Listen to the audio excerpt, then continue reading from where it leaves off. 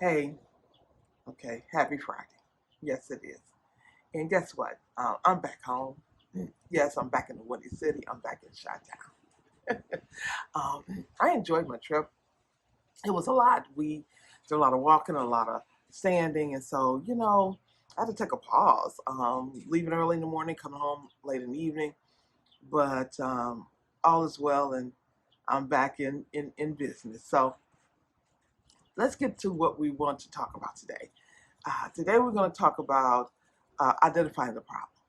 Identifying the problem.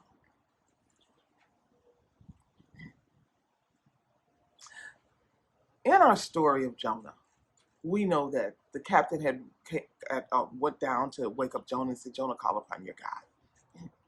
And we know that Jonah got up and, um, it doesn't say that Jonah called upon God,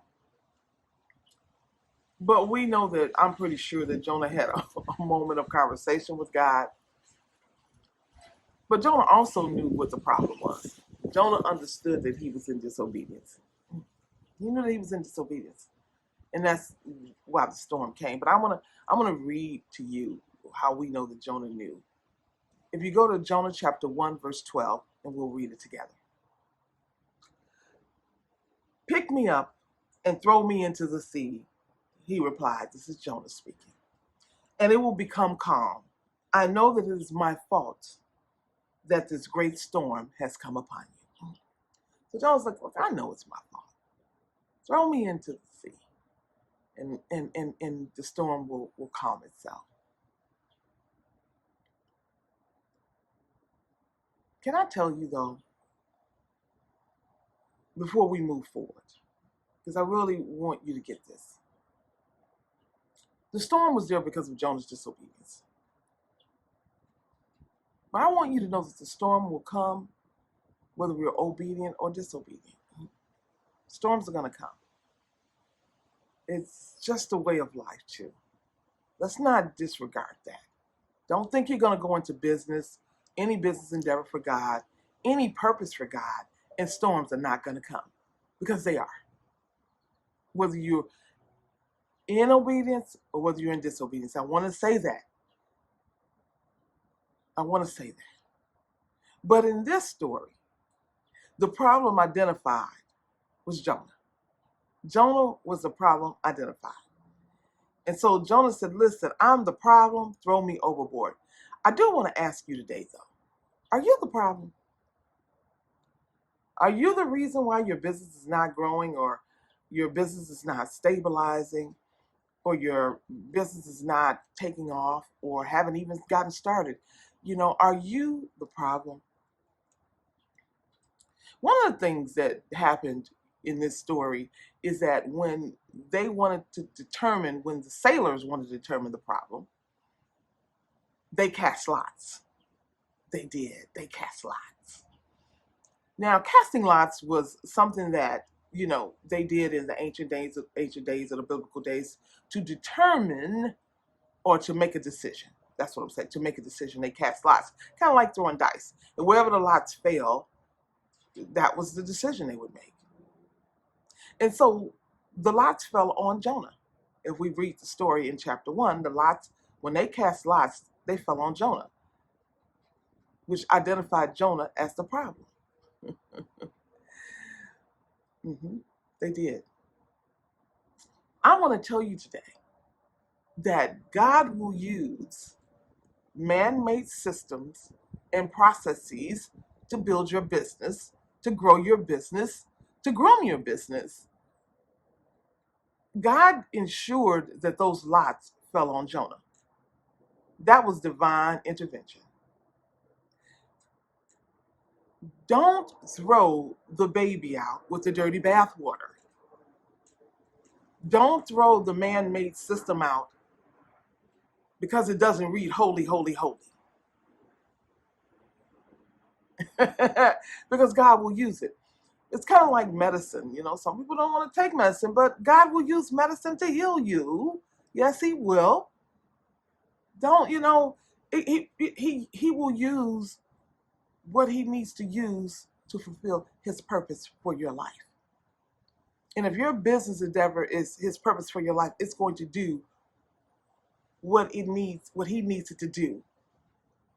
And every system will be used for his glory. Oh, glory. Can y'all hear that? Everything will be used for his glory. So you got to know that. So let's go on. So Jonas said, look, throw me overboard. Throw me, because I'm the problem.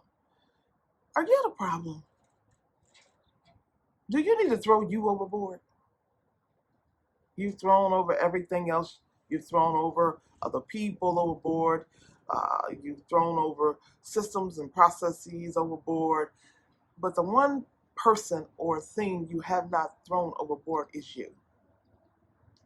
Have you thrown? Because can I tell you something? If God is asking you to start a business or a business endeavor, you are going to have to be the first sacrifice. Yeah, you. So listen, do you need to throw overboard your wisdom? Your wisdom.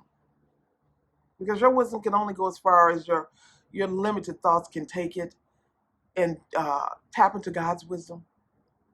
Who, God said he would give it to you liberally. Do you need to throw overboard your thoughts, whether they're positive or negative? Sometimes I think we think because our thoughts are positive that they are in alignment with God, and they may not be. They may not be. It may not be the will of God just because it's positive.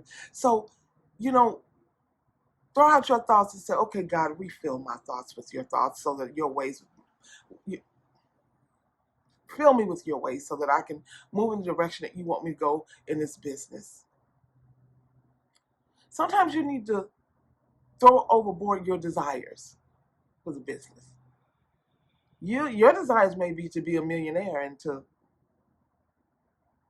be heard be known all over the world and to own your own jet.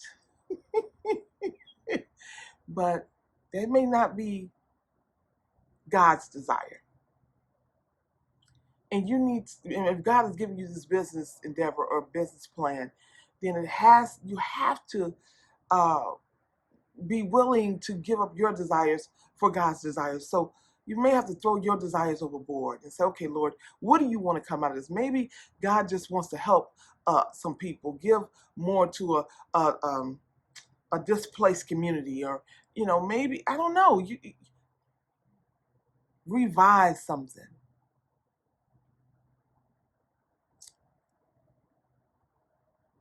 Finally, maybe you need to throw over your will.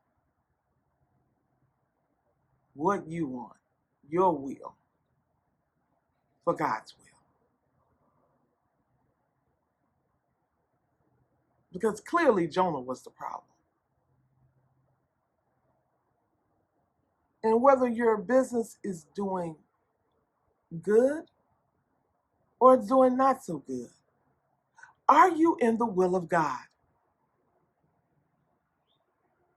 Because once we become aligned with the will of God, then it's not whether our business is doing good or not so good. It's about the impact. It's about the impact for the kingdom, impact for people, impact for you. Sure, we need finances and resources. We do, to run a business. Let's be honest. We do. But